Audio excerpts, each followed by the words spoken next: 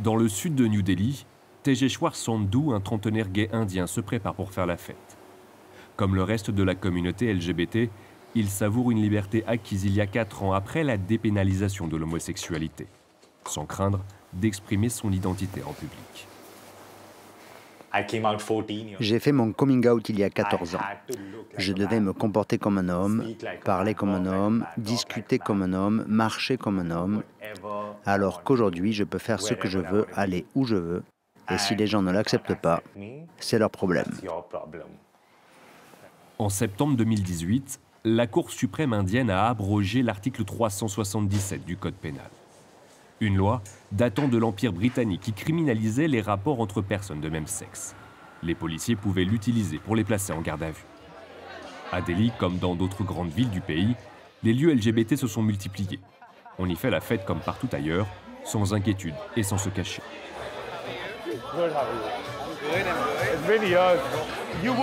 À l'époque, tu pouvais aller dans ce genre d'endroit et te sentir heureux, mais à la seconde où tu en sortais, tu savais que tu entrais dans un monde qui ne te comprenait pas, où tu n'étais pas protégé. Maintenant, je n'ai plus aucune crainte. Je n'ai pas peur d'être rejeté à cause de ma sexualité. Je peux être fier à l'intérieur comme à l'extérieur. La visibilité de la communauté homosexuelle ne s'arrête pas au monde de la nuit. Le lendemain, Tejeshwar se rend dans un centre commercial de la capitale indienne. Le temps d'un week-end, un marché met à l'honneur les créateurs LGBT.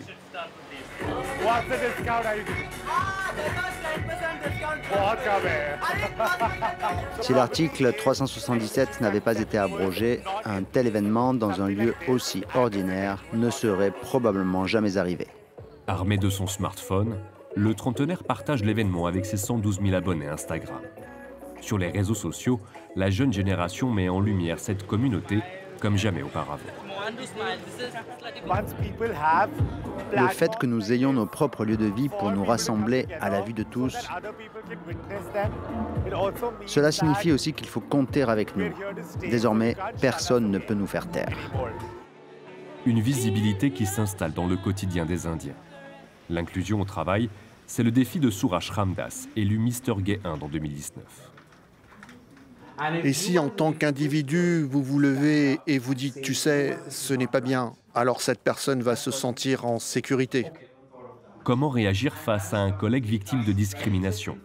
Comment se comporter face à une personne faisant son coming out? C'est ce qu'il enseigne chaque mois dans cette entreprise de la Silicon Valley indienne à Bangalore pour lutter contre les stéréotypes.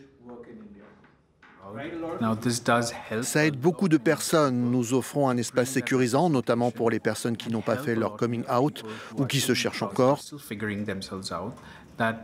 Il y a une prise de conscience chez les dirigeants et chez les gens. Donc ce genre de programme est vraiment nécessaire. Je le recommande à toutes les entreprises. Ce type d'initiative permet de briser les tabous. Mais les représentations culturelles sont tenaces. Onir est réalisateur. Il y a 17 ans, il fut l'un des premiers à parler d'homosexualité au cinéma. Ce soir, il a rendez-vous dans une librairie pour la sortie de son autobiographie. On est envahi constamment par cette hétéronormativité écrasante et par tout ce qui relève de la représentation hétérosexuelle. Rares sont les artistes comme lui à être ouvertement gays, surtout à Bollywood. Malgré quelques avancées, le chemin est encore long. La plupart du temps, la représentation qu'ils se font des personnes LGBTQI est issue d'un point de vue très hétéronormé. Comment ils veulent nous voir, comment ils nous acceptent. Mais ils ne s'intéressent pas à la manière dont nous vivons réellement nos vies. Une vision de la société encore très patriarcale et conservatrice, dont les lesbiennes indiennes sont également victimes.